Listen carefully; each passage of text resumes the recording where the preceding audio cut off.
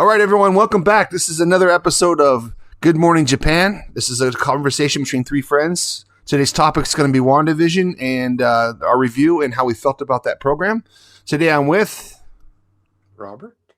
And I'm Tom Tokyo from Gakkai Japan. Welcome, everybody. Welcome. For the first time. Yeah, man.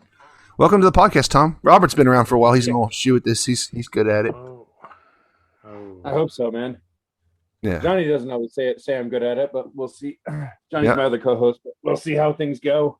Yeah, if you haven't checked out Gakkai Japan, I'm a time to time guest on that show. Tom is a regular co-host of that show, and there's another gentleman named Johnny who is the host and owner of that program, and it is a good show and fun to listen to, especially if you're into local music, local bands, artists, just kicking around the net and kind of booze in the news. That's what their tagline is over there.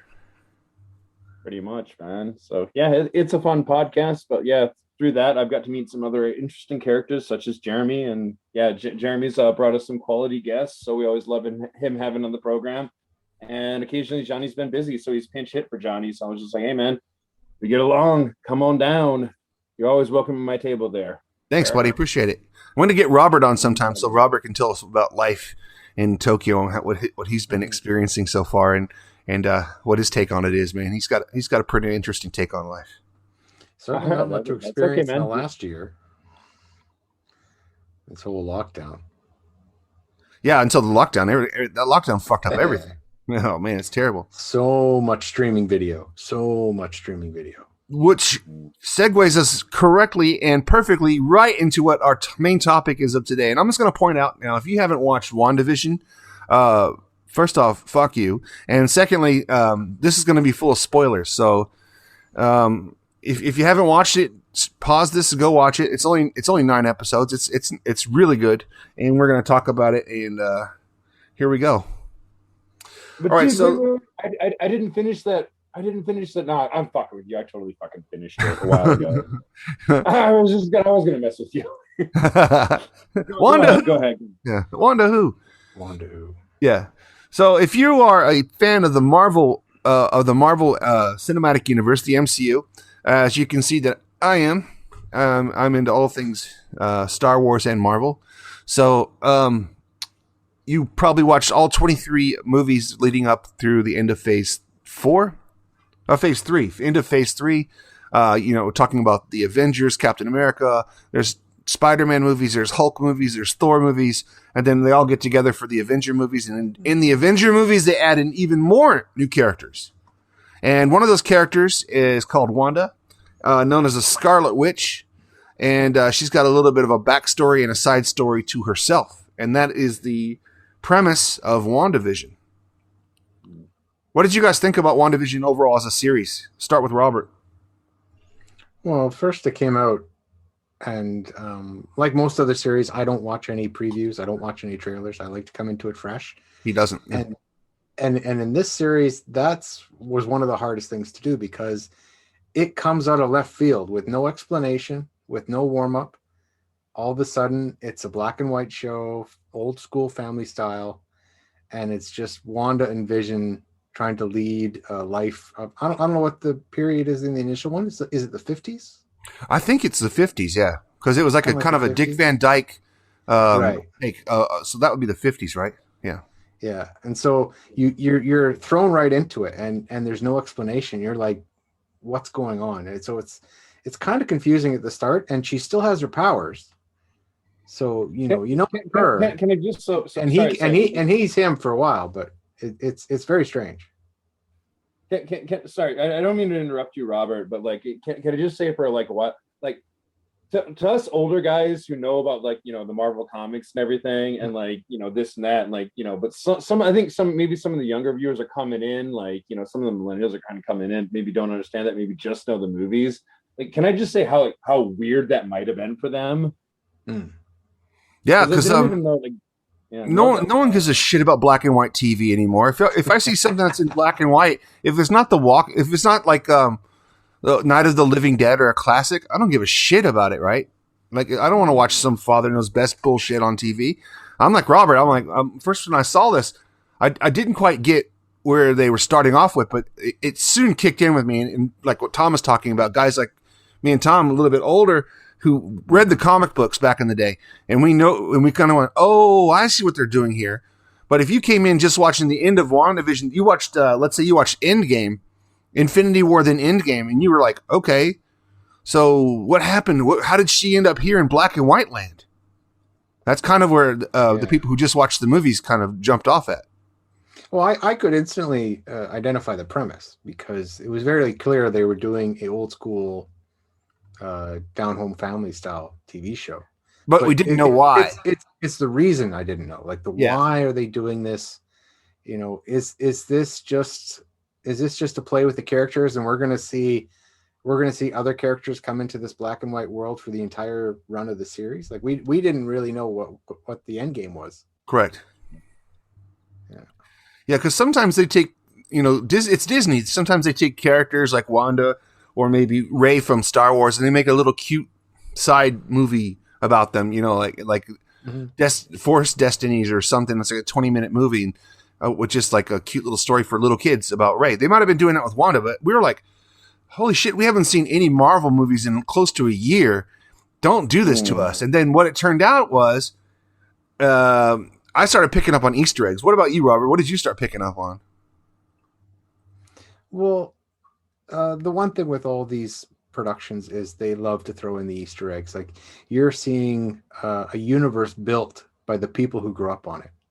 And it's much like the people that are doing the new Star Wars series. If you love them or hate them, they're built by people who love the series. They love the show, the lore of it. So they're always throwing in tiny little things. I really drew back. I didn't think Dick Van Dyke Show, but I was kind of thinking about Bewitched, maybe because it's another series that was an older TV show, had a person that had magic ability.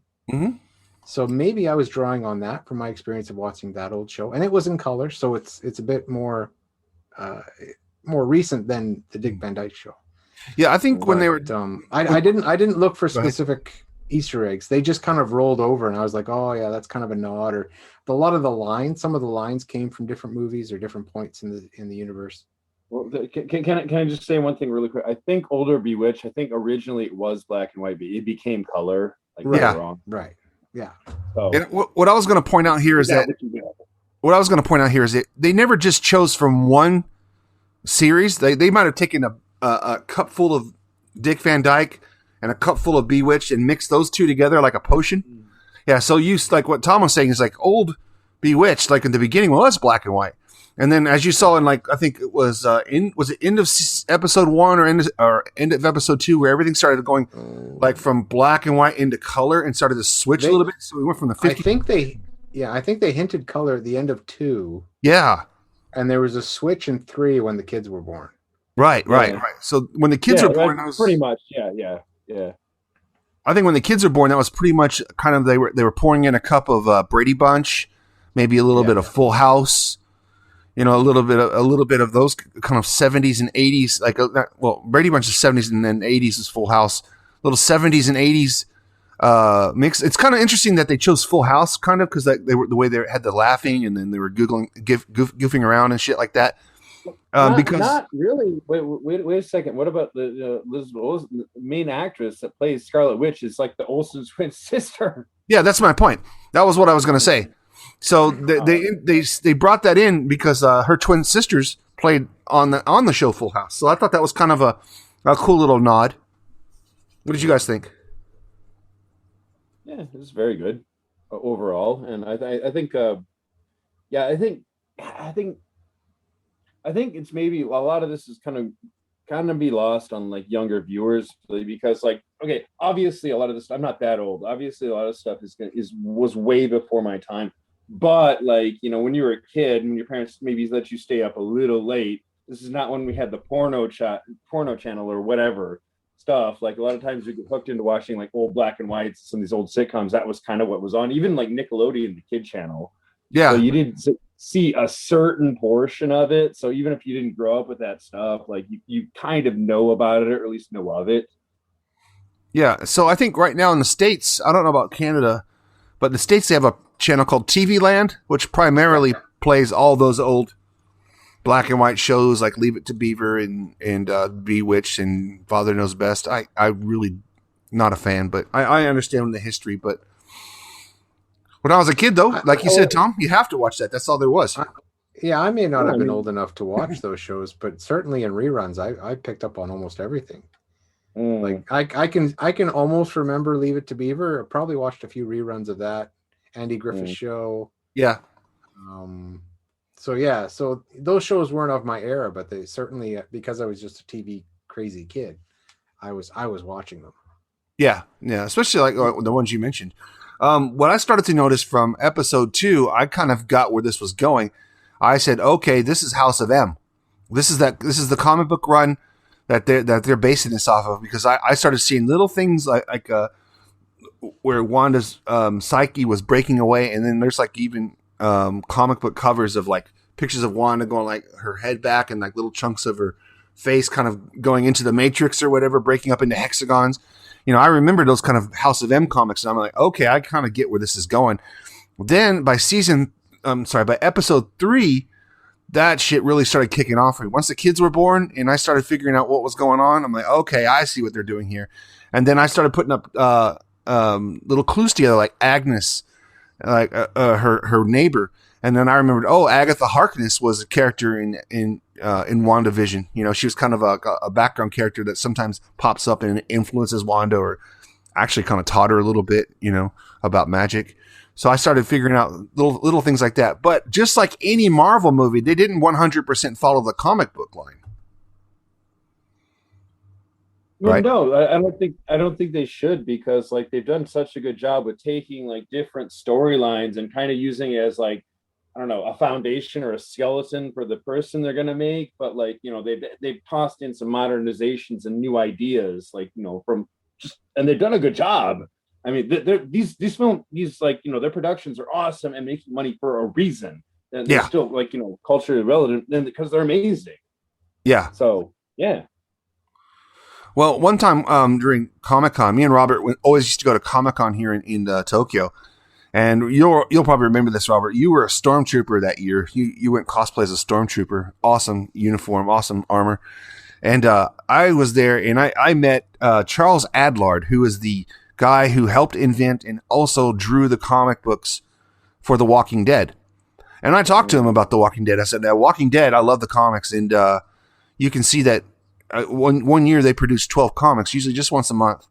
And then they'll have like omnibuses and every, like three comic book runs, different things. But they're basically producing 12 stories in a year, or 12 continuations to the stories, 12 episodes, if you will. And then I asked him, I was like, well, what do you think about like a TV series where the basic run of a TV series for a season in America is 24 episodes? And he's like, think about it as a straight line. And he goes, you go from 1 to 12, but the comic books can easily do that because there's a month in between each episode. But if you're doing a weekly show, you've got to go from 1 to 12. You'll finish very quickly. So what you have to do is you have to weave other stories into that, and then kind of go back to the basic of the 12 episode. So like there might be one episode that drives the story, and then 2 episodes of how Daryl met Dog, or how Daryl and Carol get along. You're obviously keeping up the TV series, but yeah, sure, that's fair. Yeah, that's one of my favorites. Yeah, so I like it as. Yeah, it was interesting how he pointed that out. So I never really, as a non-TV, non-movie guy, I never really thought about how those are produced. Right? I just thought like, hey guys, it's so easy. There's comics. You don't even barely have to write a script, but it's not true. There's actually a lot of thought that goes into that. Yeah. And I was pretty impressed by that. Yeah, certainly they draw on a lot of their character development from over the years, the different series of comics. And, you had multiple runs of different characters. But the newer movies and now the TV show, they're certainly not following a script that was predetermined by an existing comic book run. They're taking bits and pieces. Maybe they're trying to take the best bits and pieces and weave them together into a new story. Both for people who are the diehard fans over the years, and for people who just like watching the movies and are now getting into more of the details. Yeah, I think you're right. And I think that, you're going to see other Disney owned companies do that, like specifically Lucasfilm. They started doing that with like, they set out the path on the Mandalorian, how they're going to run a Lucasfilm TV show. But if they start drawing from like the expanded universe, all the EU books, I don't think you're going to see direct lines that follow word for word, page for page for the EU. What they'll do is they'll do, like you said, they'll pick out a cool point and weave that somehow into the episodes or movies or TV shows. I think they should, because let's be honest. As much as like us three are geeking out about comics and cool storylines, which is awesome, we love that stuff. But like their whole point is to sell stuff. So Correct. You want to hit. There's a certain sweet middle ground, which we kind of hinted on. We've kind of talked about before. So you want something that's for the diehard fans. You're gonna throw in a ton of Easter eggs and make some cool stuff. But you also want to make it like accessible and understood to newbies.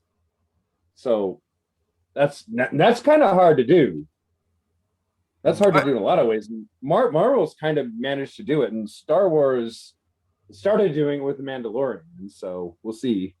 Yeah, I think you're right. So, like, the key point is they want to bring in a new generation. They want to appeal to younger kids, but also keep in mind the older people who've been growing up reading these comic books and watching these movies. So, I think what they're doing is it's actually kind of brilliant, and it makes it more interesting, because I guess if they were rehashing the same story over and over again, it'd be kind of boring. Yeah.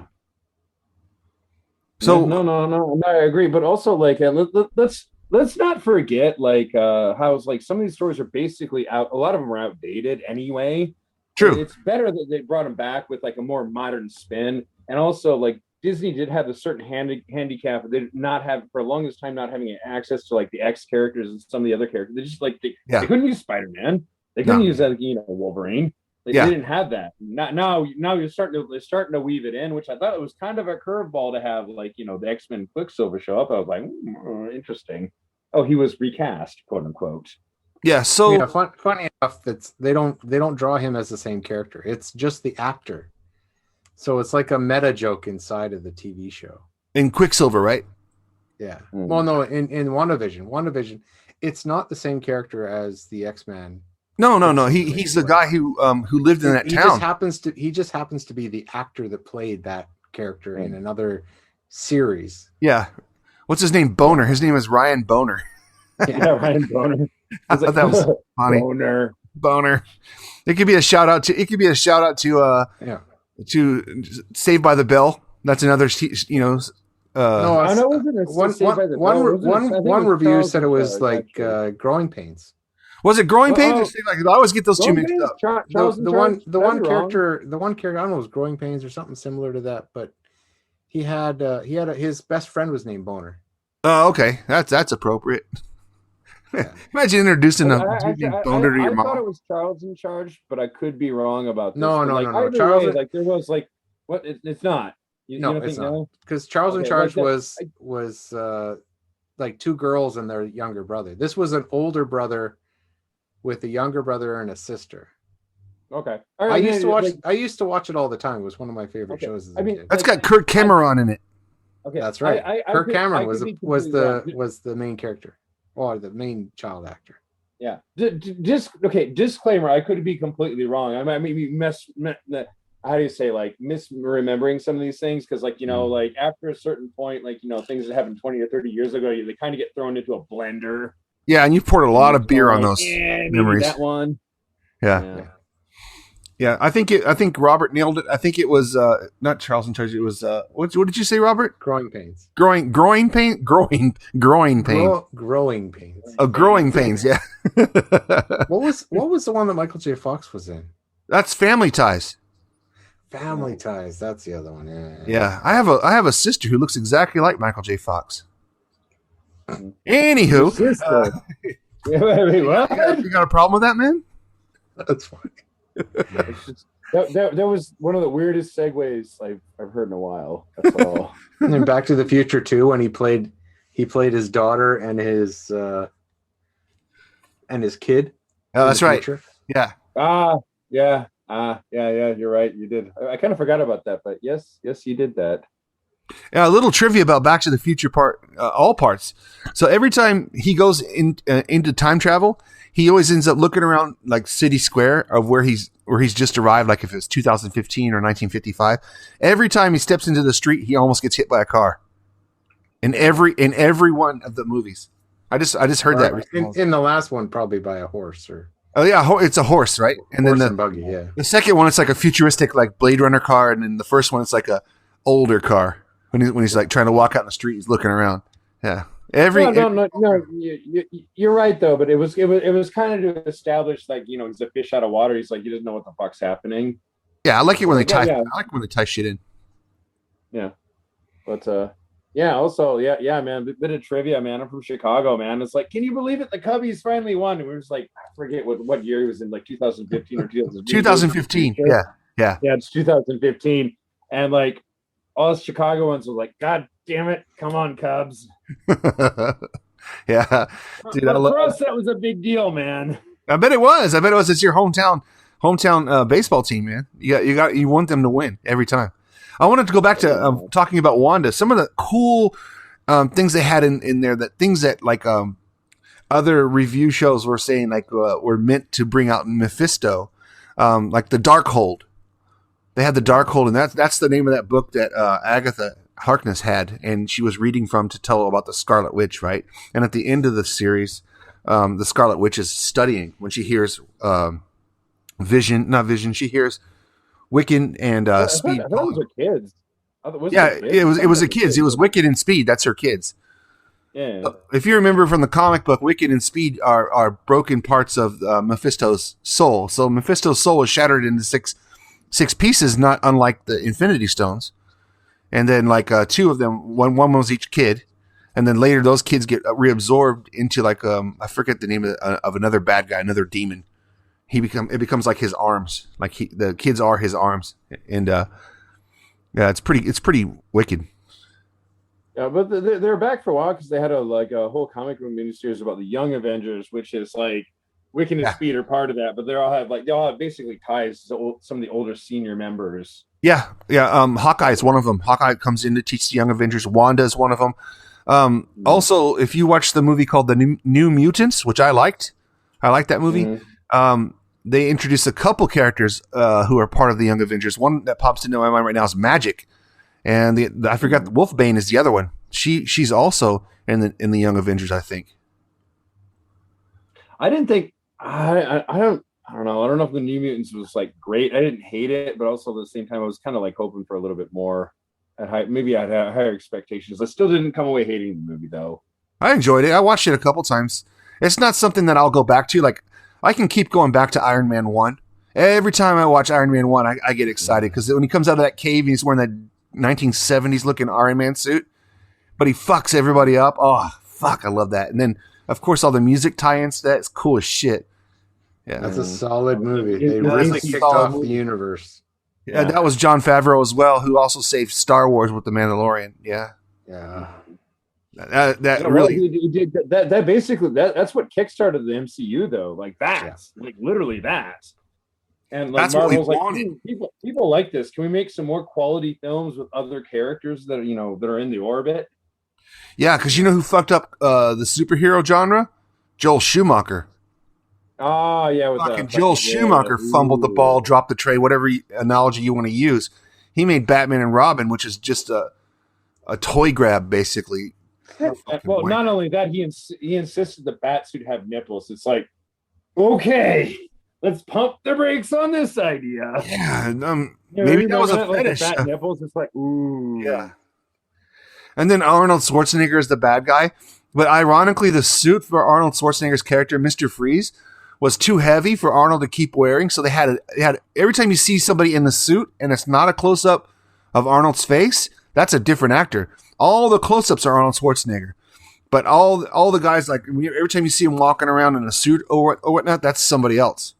And then they also introduced Bane as like it was I think it was a pro wrestler from Canada. I forgot his name, but he passed away. That was some bullshit, dude. Because if you read the actual comics, like Nightfall, when Bane actually gets introduced, like, oh yeah, he's a big, super strong dude, but like he's a super smart guy. His intellect's almost on par with Batman. Yeah. He wasn't. He like luck into the job. Like he sat there and he like decided I'm going to torture Batman and like break his back, free Arkham Asylum, let villains, and then take him out when he's weak. Yeah, and then Tom Hardy comes along and saves that character as far as I'm concerned. Yeah, he did a great job. Tom Hardy did a fantastic job, and Christopher Nolan movies. So what else did you think about? I want to go into Vision. Like, what about White Vision, guys? What did you think about that whole thing? Where's that going? Is like, are they saying like, he zipped off and he disappeared? Or are they saying like Vision's going to be back? I'd bet anything he's just going to come back. He's just kind of, I don't know. He'll kind of look at Wanda awkwardly and be like, I'm kind of. Well, dude, West Coast Avengers, bro. He was part of West Coast Avengers. First, I think he might have been part of Alpha Flight, which is Canadian Avengers, guys up north. And then West Coast Avengers. I always thought Alpha Flight was kind of like, Canadian X-Men more than the Avengers. But X-Men are what's the difference in X-Men and Avengers? Just characters, bro. X-Men are all mutants and also the power level. Because remember, like you have to remember, like the Avengers are always going to be the heavy hitters in the MCU, in the Marvel universe. That's interesting that you point that out. I get that X-Men are mutants, but Wanda's also a mutant. She got her powers from, well, it depends because they've changed the origin stories a couple times. First, she got her powers from Mephisto. And then secondly, she got it from the mutant gene and being tested on by, what's his name? Stucker? Von Strucker, yeah. And also, let's keep in mind, in the comics continuity, it's also because she's Magneto's daughter. It's also Magneto's daughter. And then in the TV show, she had a mutant gene and the Mind Stone exploded or hit her with cosmic radiation. And that set her powers to like 11. Yeah, well, this was brought up, which I think they did a good job of. Like, they're not like leaving any like possibility out. They kind of hit her with all three. Like, she was born a witch. Like they straight up said it when they go into her background. Yeah, the Mind Stone exploded and gave her some powers. And C, then like, oh, she's the prophesied one. It's just like triple threat of just looniness. So that's why she's so goddamn powerful. But what was really cool is like one thing that they hinted at. It's like one time in one episode, she came out of her hex, right, out of that red area, out of Westview, and she come out and everybody pointed their laser sights onto her, and she just goes, and they all go back to Hedgeward or Hedgeway, whatever that criminal guy's name. What was his name? Hayward. Hayward. Yeah, Hayward. He was a dick and he had it coming, so you should have gotten before that. Actually, what though? Now they say I had a point there. Venus theory, so like he'll probably come back as some kind of villain. I guarantee it. Okay, they're not done with him. Tom. My point was that when she does that and turns all the M16s onto Hayward, that's like a Magneto move, bro. Oh, you're right. Because like, it wasn't like the very first X-Men movie when he's outside the White House and everybody's pointing a gun and he was like, beep. Yeah, he puts them all. Yeah, all the guns go onto the one person, right? That's exactly what happened. And then that was a total Magneto move. So I was like, are they hedging their bets? Are they going to give us like a triple threat where she gets her powers from Magneto? She's the daughter of, she gets her powers from Mephisto. She's the daughter of Magneto. She learned witchcraft from Agatha Harkness, and then she got cosmic powers from the Mind Stone. I don't know where they're going with that. It's going to be interesting to find out. Comic books, man, the origins always change. That's the one thing that always happens. The origins always change. And if a character dies, it doesn't necessarily mean they won't come back. Multiverse. Yeah. Well, so not only that. Well, they've established she's insanely powerful. Like, because me and Jeremy have talked about this before. They're obviously like picking and choosing from the House of M universe, where she's so powerful she just rewrites all of reality. Yeah, she's a Nexus being. She's a Nexus being. So what a Nexus being is like in the multiverse, there are people who live in between the universes. That's called the Nexus. So she can actually rewrite stuff inside of a universe. Yeah, she's not affected by anything that happens in one universe. She's a Nexus. Very powerful. Not only that though, but like look at it. I mean, like Thor's powerful. The Hulk is powerful. But they can't do that shit. They're brute strength. But like, they also couldn't fuck with reality. They couldn't beat Thanos. Thor kept getting knocked around by Thanos quite a bit until he finally gets him, right? With help from everybody. But Scarlet Witch nearly had him single-handedly. Do you remember? She's like, you took everything from me. And she nearly had him fucking single-handedly, bro. Yeah, no. I agree with you. So I thought they did a really good job with that, though. Like, overall, the overarching scene, like, so Captain America, Iron Man, and Thor could go in as a triple team. And if they worked together, they got a couple lucky shots and they looked like they were kind of winning for a while, but Thanos came back. But like, yeah, the two that actually could have taken it personally without him fucking with things, basically cheating, were Scarlet Witch and also Captain Carol Marvel. Danvers. Yeah, Miss Marvel. Like, they could have actually, in a straight fight, they could have had him. Yeah. Yeah, Captain Marvel, she actually has she shut down stars, right? Supernovas. And then Thor's power is kind of weird how they change it sometimes, because Thor, when he went to nowhere to make Storm Chaser, he took a whole blast from a star, because remember they had to restart the forge. Yeah. And he ends up taking a whole blast from a star, and he just turns it kind of brown. But it doesn't kill him. Exactly. He got a bad suntan, then he bounced back. Yeah, and he was fine after that. It's interesting. I love that. I love that line. What are you, the god of hammers? But it's interesting because there's another change right there. In the comic books, Stormbreaker was actually wielded by Beta Ray Bill, who was an alien who had the power of Thor, because Odin he picked up Mjolnir. He was worthy. Oh, yeah, he's got that weird, like, cannibal horse. I don't know what else is called, like the cannibal horse head. He's like Thor, but he's got like a horse's face and, like, crazy teeth. Yeah, that's Beta Ray Bill. Yeah, and there's a couple times where they're enemies and they have to fight, and there's a couple times where they team up. That's comic books in general, though. No one's ever your enemy 100%. No, they're not. Well, I think, like, I also think that's kind of part of, like, what fans demand. Like, you've got Batman and Superman. They're, like, most of the time they're best buddies, but, like, there are certain times, even kind of the fans want to see them go at it a couple rounds. Yeah, because their mom is the same name, so they're automatically. But it's like since me and Robert are wearing the same shirt, we're homies, man.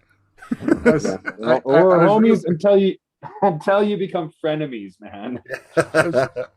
I was rewatching Deadpool 2, and he's making excuses for being late for their anniversary.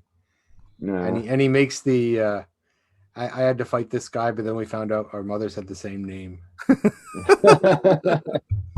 Deadpool's awesome, man. You're going to see Deadpool popping up in a lot more movies. He might just be cameoed, but didn't Ryan what's his name? What's the guy who plays Ryan Reynolds? Ryan Reynolds, yeah.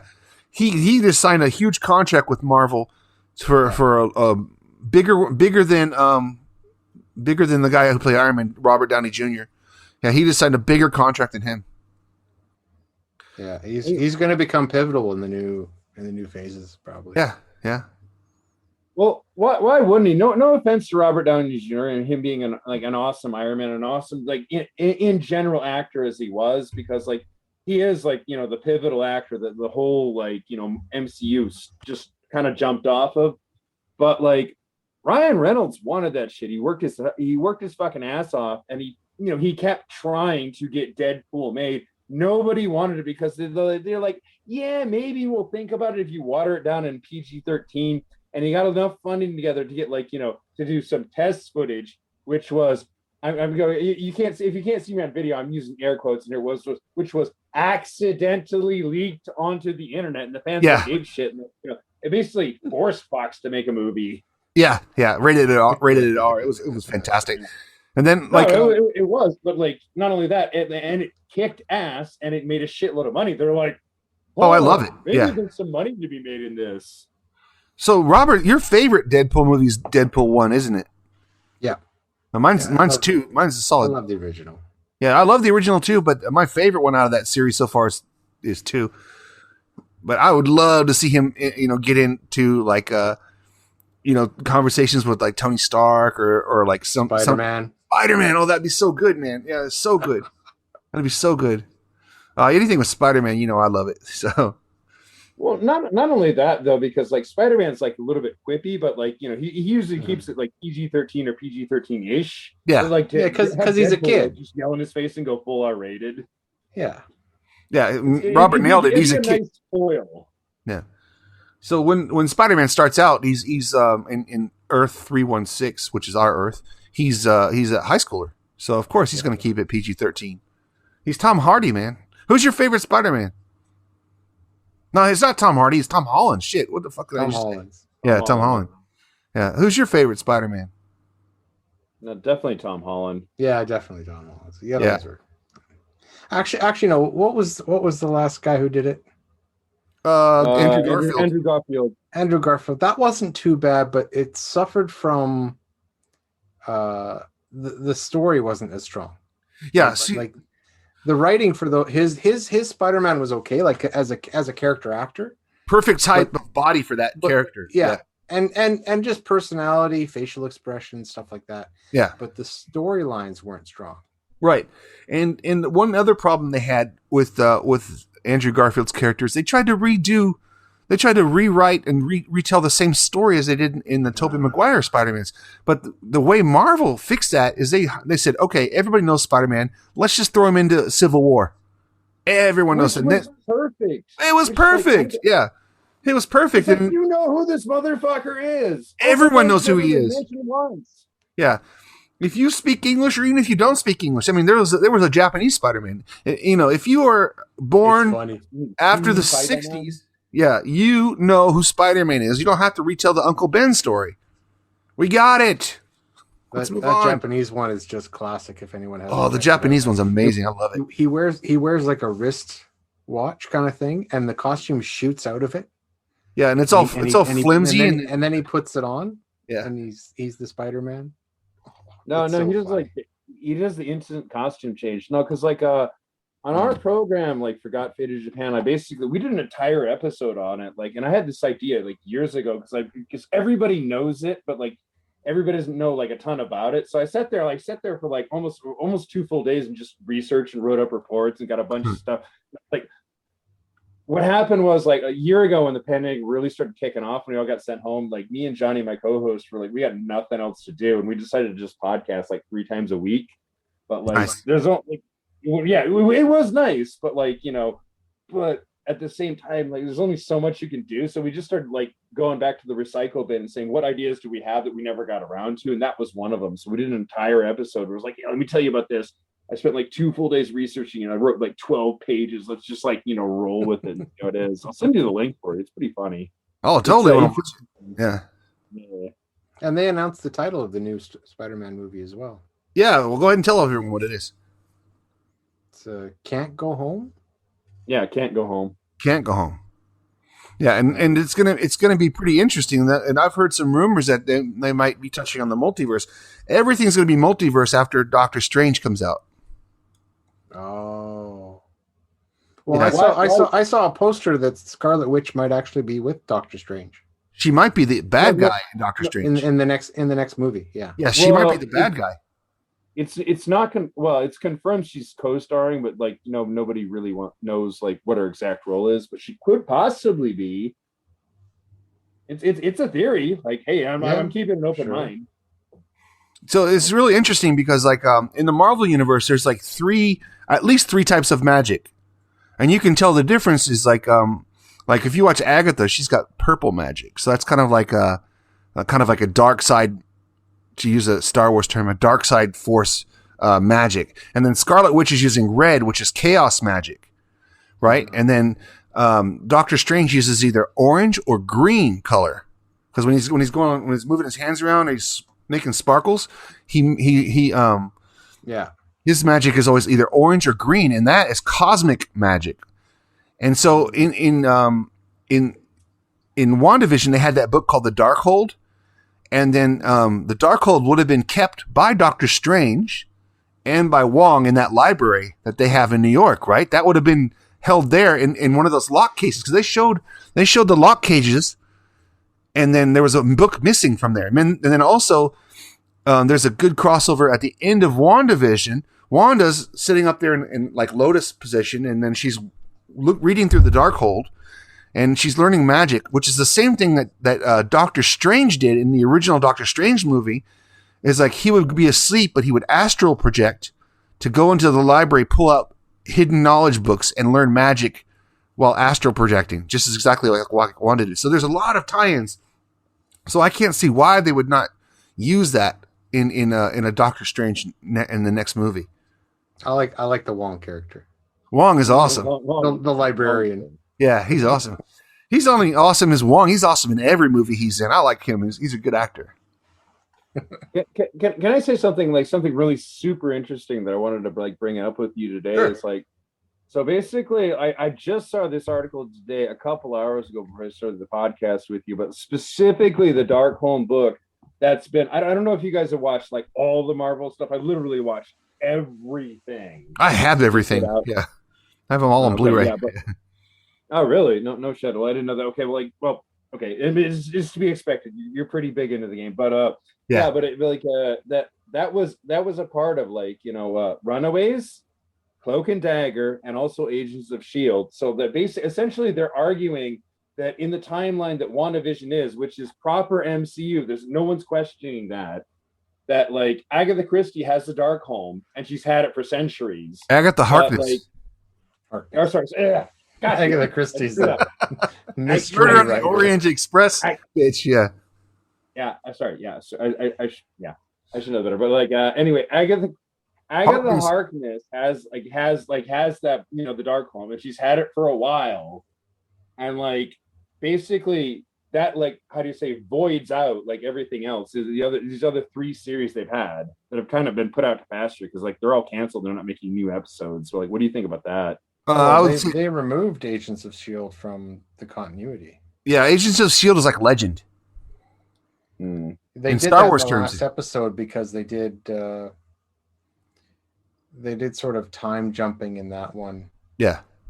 And it basically rewrote the history of that sort of series, which removed them from the MCU in a sense.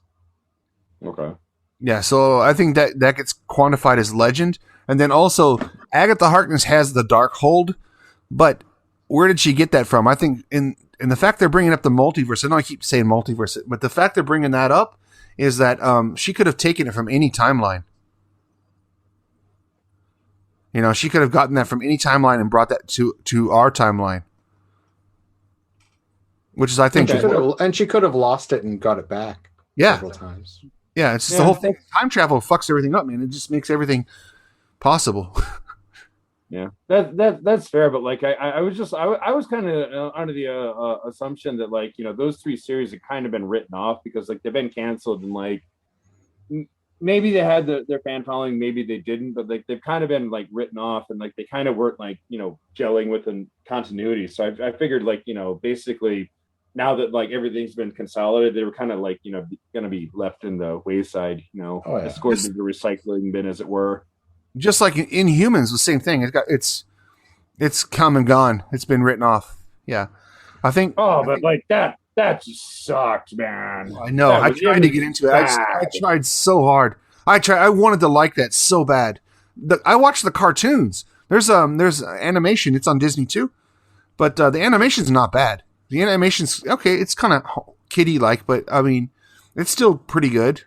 But the TV show, holy shit! The only thing I liked about that was the giant dog. The teleporting dog. Yeah, I don't see how they fucked that one up, because like they had literally everything going for them. You know, they had an A budget list with, like, you know, actors and like fucking cast and, you know, obviously some money, but like, no. Yep, they did. They completely fumbled that one, man. I don't see how they did it either. They screwed it up. It's just like, yeah. Let's just stop talking about it. I don't want to bitch like how hard on this series, because it's like they fucked up literally everything. Just about. Okay.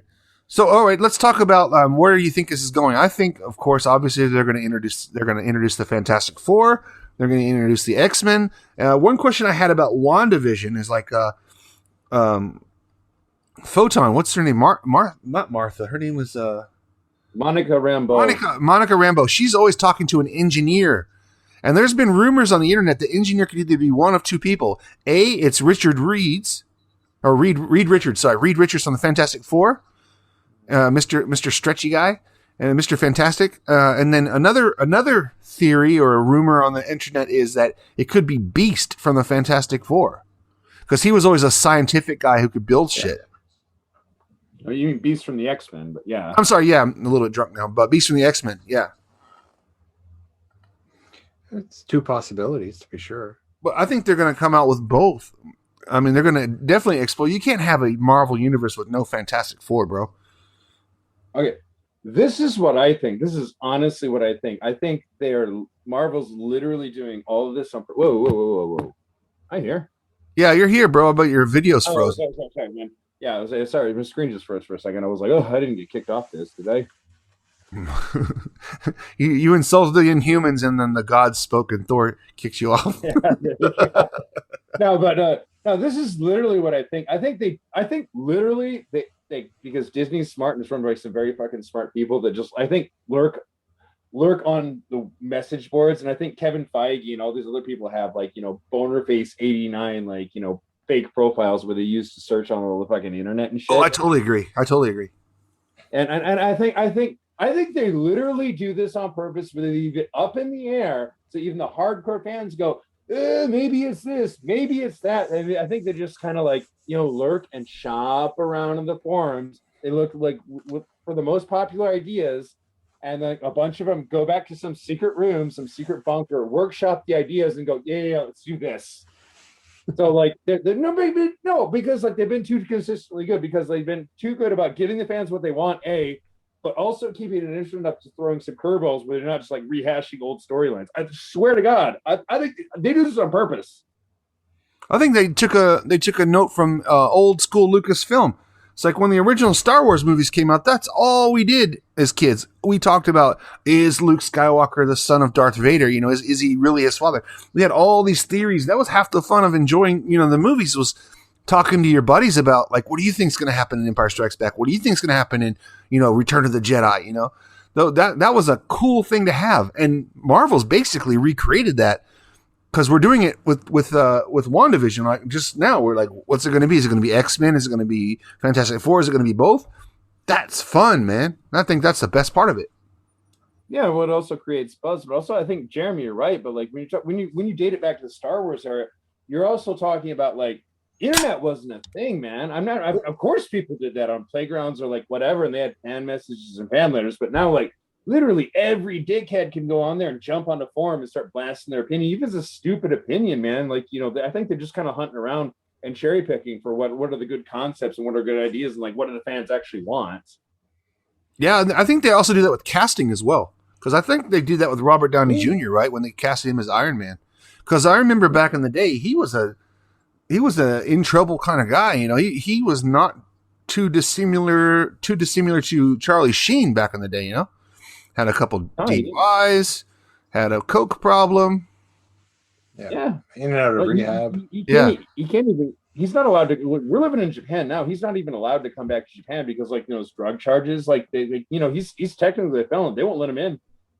But Japan has a rule for rich people and a rule for poor people. So I'm pretty sure he can get in if he wants to.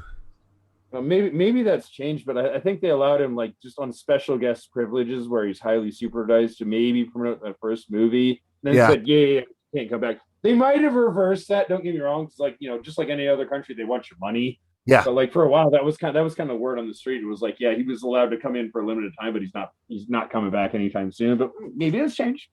Paul McCartney can come here, then fucking Iron Man can come here. Paul McCartney got arrested in the 60s for marijuana, man. And that's kind of, in Japan, marijuana is no different than cocaine or heroin. It's all considered just drugs. So just all drugs are evil. Yeah. I'm aware. Yeah. So, I mean, if Paul McCartney can come back because obviously Paul McCartney has a little bit of cash, then I think Robert Downey Jr. also has a little bit of cash. They'll let him back in. Hey, one cool video you should check out if you have time. It's on YouTube. Just search for Robert Downey and Brad Pitt talk about Japanese toilets. It's hilarious. I love that video. They are really into Japanese toilets. Really? Yeah. Okay. So let's go back to Vision. What do you guys think is going to happen with Vision? So I told you he's going to be part of the West Coast Avengers, which I don't know if they'll ever make a movie about that, but in the comics, that's what happened. Excuse me. In Tom said he thinks that Vision might pop up again. So in the comics, pardon me again. In the comics, Vision shows up again. He's still like white, kind of ghost Vision, and he's got all of his memories back. But eventually, when he shows up, when he shows up eventually, he doesn't really have all his emotions back, and he doesn't feel love for Wanda anymore because he's not the same. He's Vision, but he's not Vision, and that's when Vision and Wanda basically go their separate ways, and then Vision goes off into his own comic book series where Vision has a synthezoid wife and synthezoid kids, and you see, there's a whole Vision story over there on that side of it. What do you guys think? Well, I think it's interesting that we get to see probably the same actor playing a version of the same character. And he'll be able to explore, like you said, probably with different emotions or even different mannerisms. Yeah. Like he has the memories, but he's not the same because he's going to be seeing those memories as like a film reel. Like there may be some loss of experience that comes from those memories being either. I thought in the series, in the TV show, that the memories were awoken because the Wanda version of Vision says the synthoids memories are hard to wipe, and they're still there, and he brings them to the surface. He doesn't transfer them. Right. He just brings them back to the surface. Kind of wakes them up, but I don't know if that brings back the attachment to the memories. In the comic books, it doesn't. So what happens is like in the WandaVision series, the whole thing starts with a story about a boat, and they talk about like as you replace each plank of the boat, it eventually becomes one entirely new boat after you've replaced all the planks. And he says the rot and the sea scum or whatever's on the boat, that's also part of the boat, but that's all replaced. He's trying to say the good parts and the bad parts are all eventually replaced. Is it the same boat? Yeah. And so even though Vision has the same memories, he's not the same Vision. I think I think they kind of alluded to that. Definitely they did. Yeah. No, I agree with you. Like that was put in there. It was featured like rather prominently. And it was like, I think it was an obvious point, but like keep in mind, that's a philosophical debate though. Like technically it's not philosophy isn't science. Like technically there is no right or wrong answer. It's just essentially how well you defend your idea or your theory or whatever it is. I would not agree that philosophy is not science. I think it is science. Logic is definitely science. But the thing is, it was kind of a my mom's Martha moment. A little bit, taking the devil's advocate side. He's throwing Vision through cars and through windows and through buildings and punching him in the face and blasting him. They're blasting each other, and then he goes, "Hold on a minute, piece of wood. If you take a ship and you replace each piece of wood from that ship, does it stay the same ship, or after you replaced all the wood, is it a different ship?" He did it kind of like a Captain Kirk thing, where like, you remember that episode of Star Trek where Captain Kirk is like talking to the robot guys, and he's like, "Everything I say is a lie, but I'm telling the truth." And he's like, "It does not compute. It does not compute." And then they fry and they die, right? And that was I think Mud was the name of that episode. Anywho, I was thinking that was definitely my mom is Martha moment for kind of WandaVision. What do you think? What do you guys think? Well, I think not necessarily. What I actually wanted to point out and bring up earlier, you are correct that like, how do you say, like Vision has some problems. Like him and Wanda split up, and he does go to the West Coast and he forms the West Coast Avengers. Now, keep in mind, this is like quite possibly motivated, like by financial means, so they could split a popular title into two titles and hope that fans bought them both. Sure. But like, remember though, by the 90s though, eventually they get back together and they have a reconciliation. Wanda does go join him, and like she's part of the West Coast Avengers. And and then also, and another thing to keep in mind also, this is really popular in movies, TV, comics, whatever, where there's like will they, won't they moments where you like, maybe there's like some tension between the couple, maybe they have some history, they may or may not hook up, again or never again or whatever. That's a common trope. And also, again, I'm going to bring it back to like what you said originally, House of M.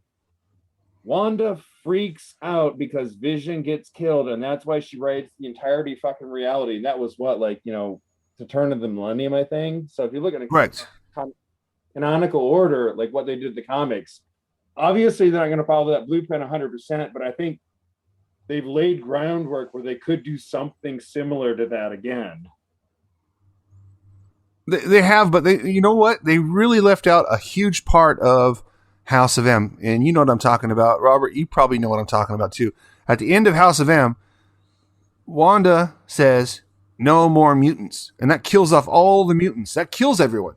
But in this time, they're trying to bring mutants in. So they didn't have that ending for WandaVision. That was where they really differed from the comics. So I'm not sure 100% that they, like I mentioned before, that they're going to follow exactly the way the comics went. They got to think about their bottom line, man, and their bottom line is definitely going to be with a new generation of X-Men. Yeah, well, it's funny you bring that up, but like to keep in mind, like also Marvel, like one of the driving forces behind Marvel being like motivated by like was finance. The comics were struggling. They wanted to have a big, huge event, which brought in a bunch of stuff. And when she said no more mutants, like, dude, by that point, like they'd oversold. They'd promised like comics on just crazy characters that no one gave a shit about, because they had like 50 generations of X-Men. They had 50 X titles and everything. Yeah. They said no more mutants. They said like, we're gonna bring the X-Men back, but it's gonna be one book, and there's gonna be like, it's gonna be like 10 or 12 characters that and that's fucking it. But it makes sense though in a real world that there wouldn't just be 12 people with mutant DNA. If people mutate all, like they're supposed to in the comic books, there would be millions of mutants, wouldn't there? There's 7 billion people in the world. Why wouldn't there be millions of mutants? Well, I think what they say is like depending on like what area you read in Marvel comics, but like 1% or less than 1% has a mutant gene. They become mutants. So, yeah, there would be billions, but like. But what's 1% of 7 billion? From a purely mathematical point of view, I agree with you. But like the argument is from a lot of the critics is like, man, everybody's a freaking mutant, and like to make a fair point, like some people just oddly show up with the correct mutant power to use a plot device point B or C or D. Or I get you. It's like overpowering certain superheroes. This is why I always have not been a fan of Superman, even though I have Supes right here. But I'm not a fan of Superman because he was just too overpowered. Only one thing can hurt him is kryptonite, and then whenever they need to hurt him, that's suddenly available.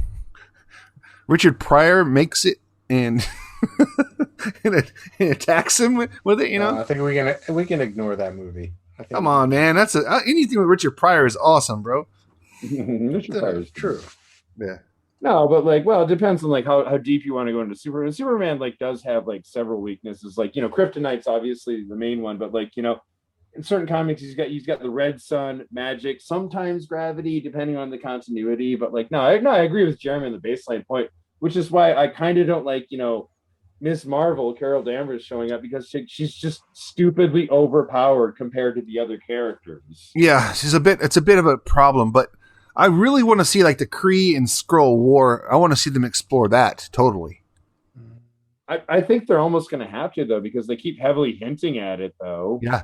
Well, they got both of them in there. Like even like back in the very first Guardians of the Galaxy, the first guy was the enemy was a Kree, right? And that's where they introduced.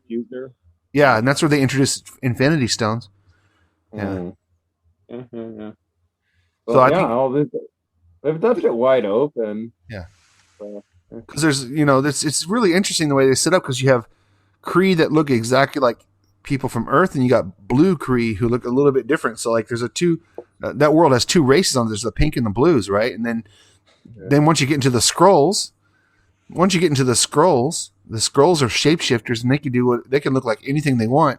And I think that some of the Skrulls in the comic book are evil. Like even if you go back to the '60s Fantastic Four comics, there's There's Skrulls that attack Earth, and then there's some Skrulls that are good guy characters. So there's a whole dynamic there we haven't even got into yet. Well, we've just barely touched the surface of Skrulls and Kree. Yeah, exactly. And like I think like well, Guardians of the Galaxy is popular, right? So I think you might start seeing some offshoots or at least hints back to that to kind of tie them more into like the Earth centric universe, which we've been seeing. Yeah, but also I'm kind of happy like because they keep hinting they're going to start bringing back some of the Netflix characters, which I really want to see, man, because like it's rumored that like Charlie Cox's Daredevil is going to be like Peter Parker's lawyer in the next Spider-Man movie. That's a big rumor that's going on. Yeah, I've heard that. I'm fine with Daredevil. Don't really care much about Luke Cage or Iron Fist. Those two characters really didn't do shit for me. Jessica Jones didn't really do shit for me. I watched all those. Really, I like those. Man? Really? Oof. I'd love to see him back, but like, yeah, I don't know. Like, I don't know. I don't want to speculate too much because it's always constantly changing and constantly evolving. But like, where would you go with Luke Cage and Iron Fist?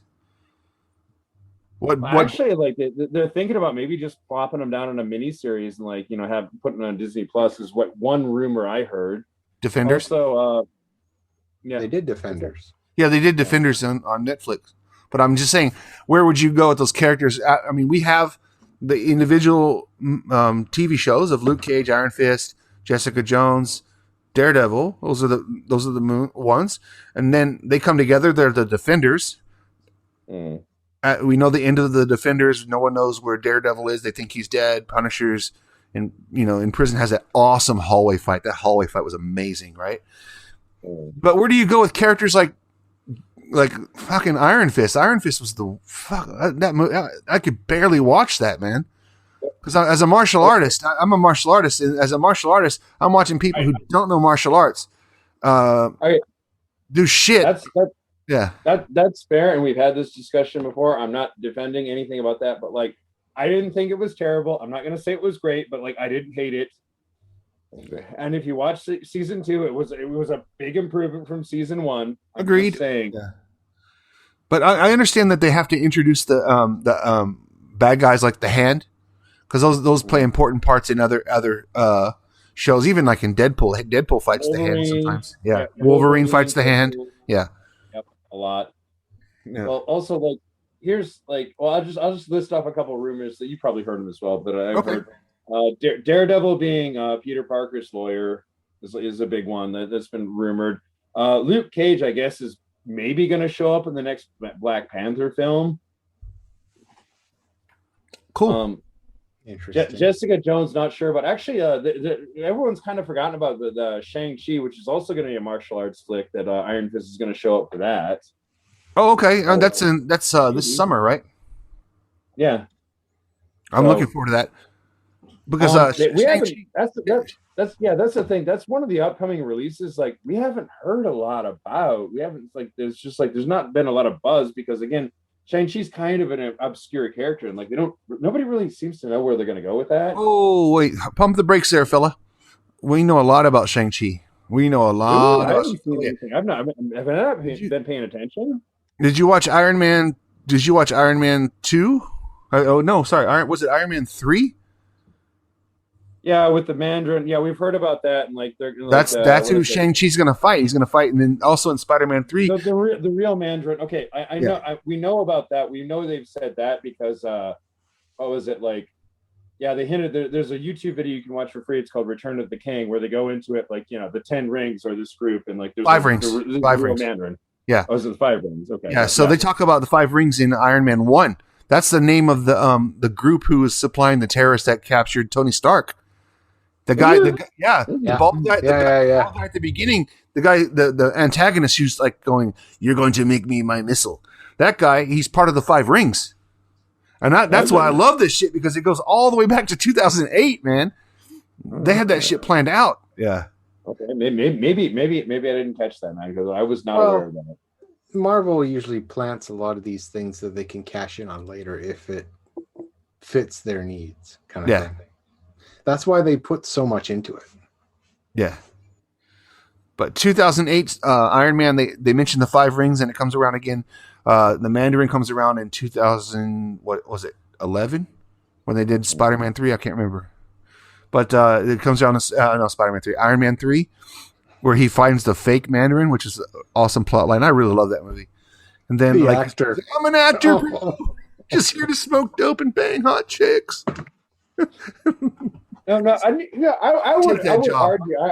I would die on this hill, but I would argue they just drop as many Easter eggs as possible, and then they just like rush onto the forums, see what's popular, and go, "Oh, the fans like this. Yeah, we'll do that one."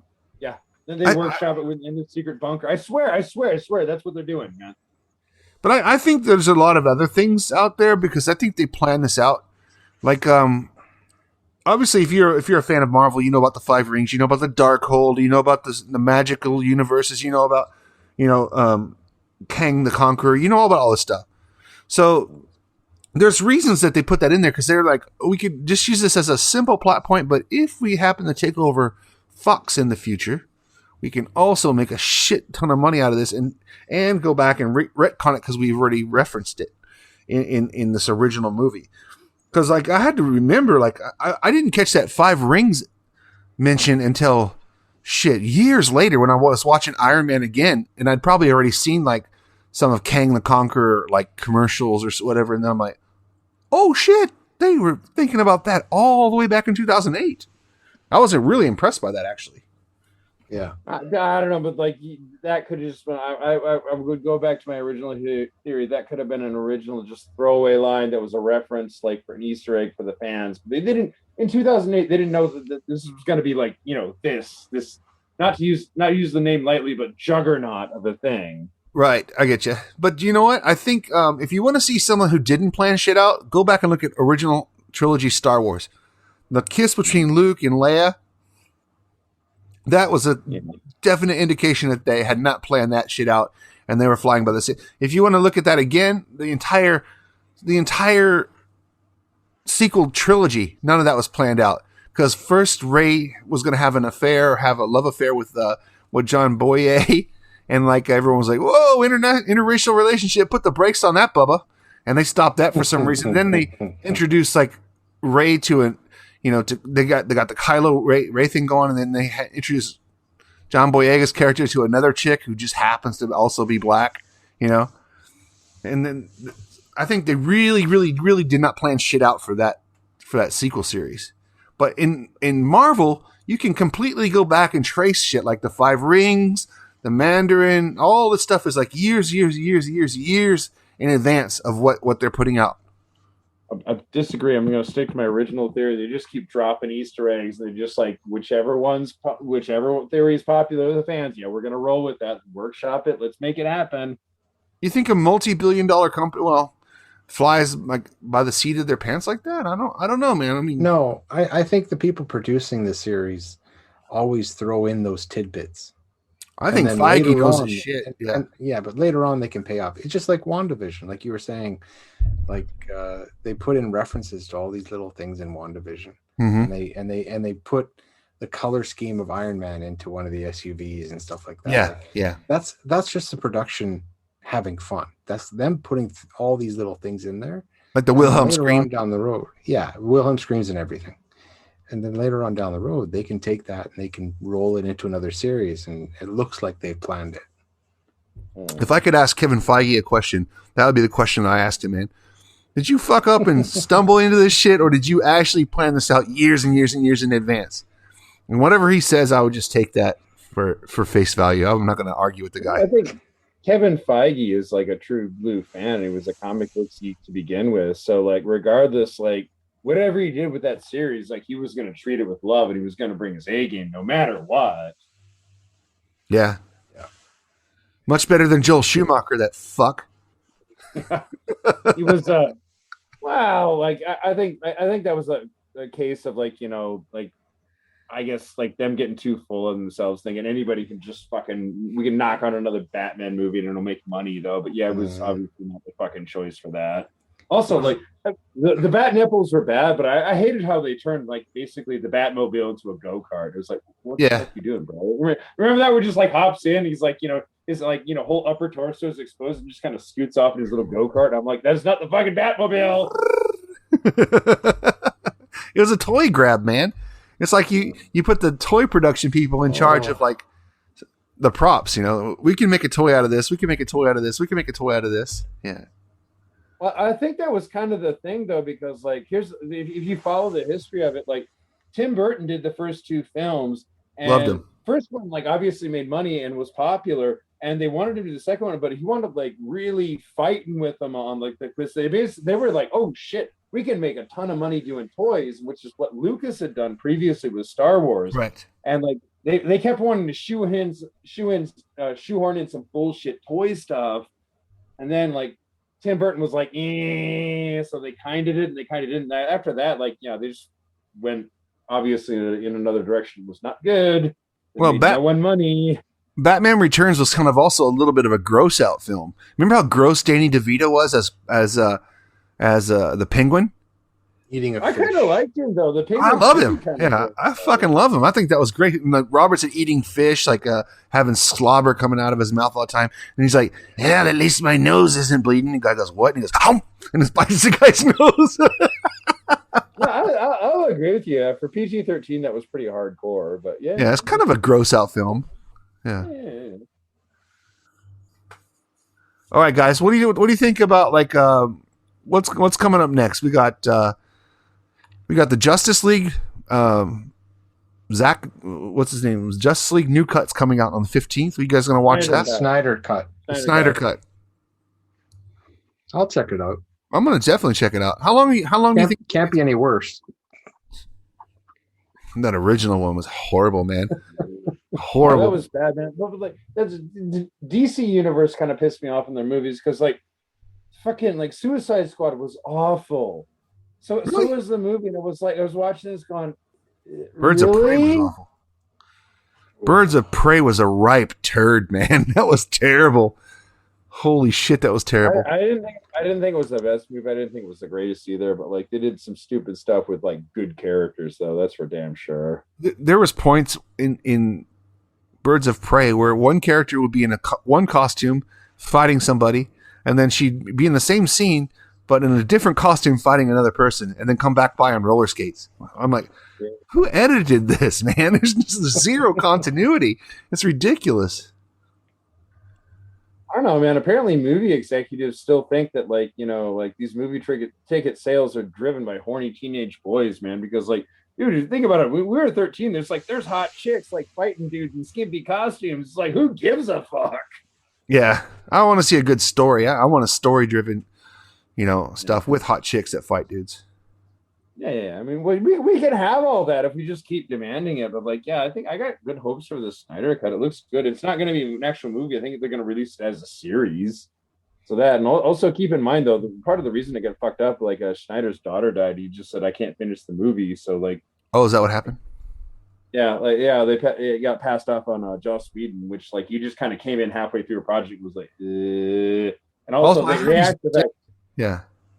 Yeah. Also, keep in mind they axed the fact that like it was supposed to be a 2-part movie, like Avengers Endgame.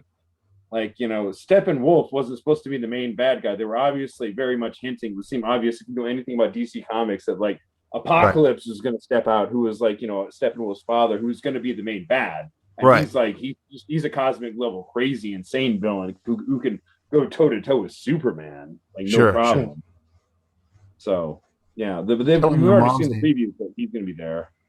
My mom's name is Martha. Martha! What did you say? That was bad. That was all around very, very, very bad. Oh, I want to know who green lighted that script decision. So at the very end, he just tells him his mom's name is Martha.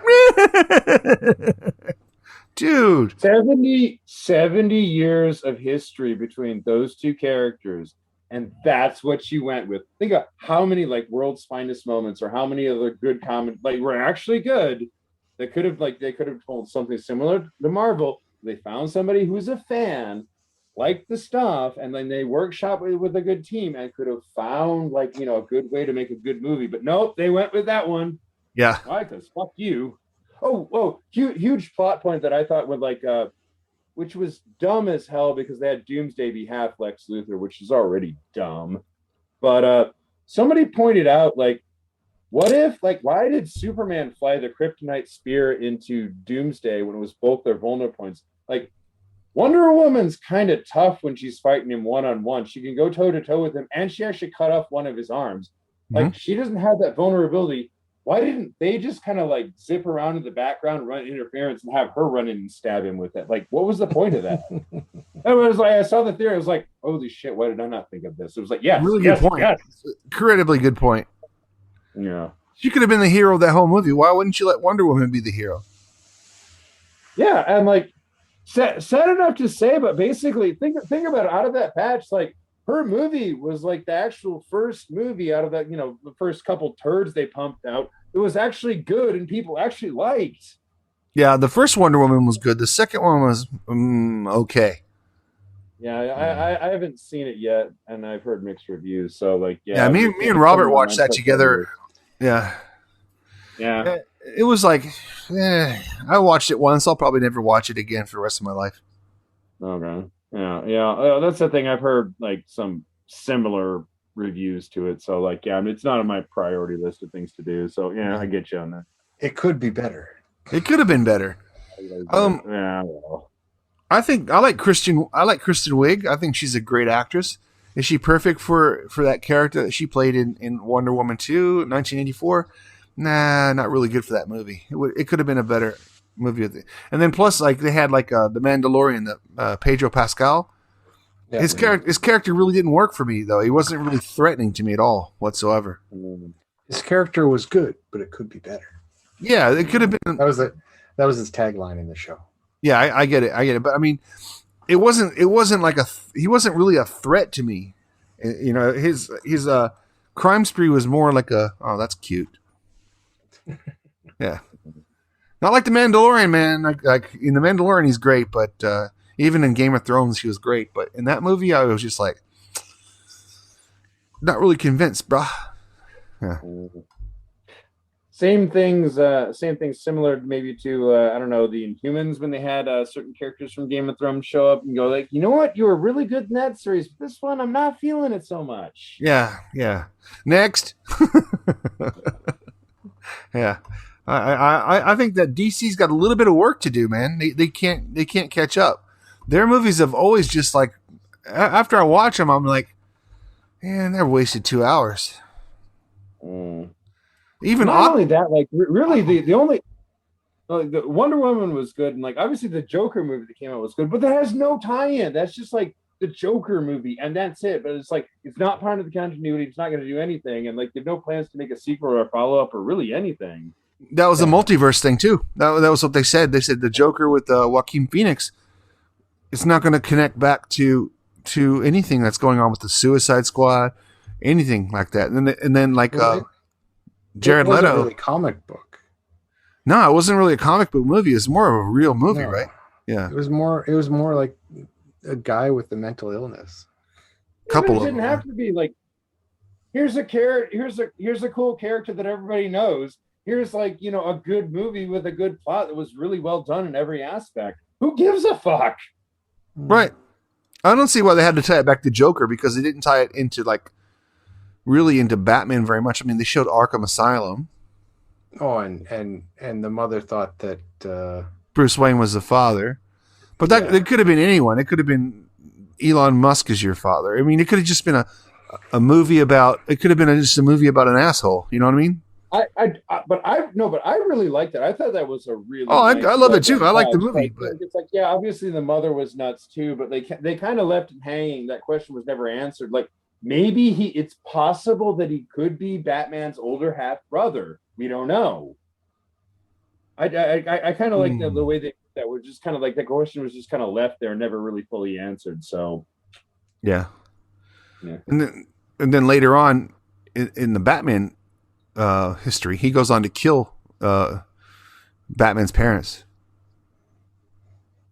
Depending on what continuity, on what continuity you follow. Yeah, true. I mean, I go with the original comic books where it was like it was just a thug. It was somebody. But if you go with the Tim Burton version, it was the Joker. If you, Yuck, yeah, baby. Tim Burton also actually Bruce Timm for the animated stuff. Yeah, Like the Phantasm ties that in. yeah. But yeah, the original content, I think the very first comic book was just like I think the guy's name was Joe Chill or something stupid like that. It was just some dumbass random thug. I think it was just a random thug. I don't remember his name. Yeah. Yeah, no, his name was like that's a bit of trivia. No, his name was Joe Chill, and it was like I was probably only decades later they're like, oh yeah, we have to give this guy a name because like he was a random thug. Right. Yeah. But what else is it? But here's okay. I got to bring this up because like if we're gonna talk about DC Comics, like why will they just not make a Batman Beyond movie? Because that was a beloved animated series. It lasted 3 series. It was fucking awesome. But like the theory is Michael Keaton could come back and be old Bruce Wayne and they get some young hotshot actor to do like, the young new Batman in training. It's such a fucking awesome idea. Like everybody wants it. But they're like, I don't know. He could be the Vulture and then he could become Batman again. He's the Vulture. Like Marvel. Oh, sorry. Were you gonna say something? I was gonna say he's the Vulture in Marvel. He could come back at once more as Batman in Batman Beyond. Well, that's kind of my point, though. But him coming back, like, how do I say, like, we haven't seen Michael Keaton in a lot of movies, or at least I haven't. Maybe I've not been paying attention. But he came back and like played the Vulture and made it a really cool character. Because I'm sorry, man. Like as far as Spider-Man villains go, I always thought that villain was just fucking really lame. Didn't give a shit about him. I was like, oh, whatever. Like he's gonna fight the fucking Vulture. Who gives a shit? But then there was like, oh, it's got Michael Keaton. I was like, I haven't seen him around a while. He's a good actor. We'll see what he does. And like, it was great. So like, Michael Keaton's come back and proved he's like, he's never lost a step in his acting chops. Guy's been good since the 80s, man. Yeah, exactly. But like, has he been around like much like other than that though? Because I don't recall seeing a lot of stuff. He did Birdland, Birdman or something like that. Birdland. Yeah, but there was like, okay, yeah, that was good. Like deconstruction of superhero movies, but also there was like a few years in between those movies coming out. I'm just saying, it's like I don't think he's super active. I don't know. Maybe he's got enough money and he's done everything he wants to do in acting. I respect that. I'm not knocking. No. Don't take that as like a personal knock. I'm just saying, like, leave him alone, man. I'm not knocking him. I'm just You're gonna make him cry.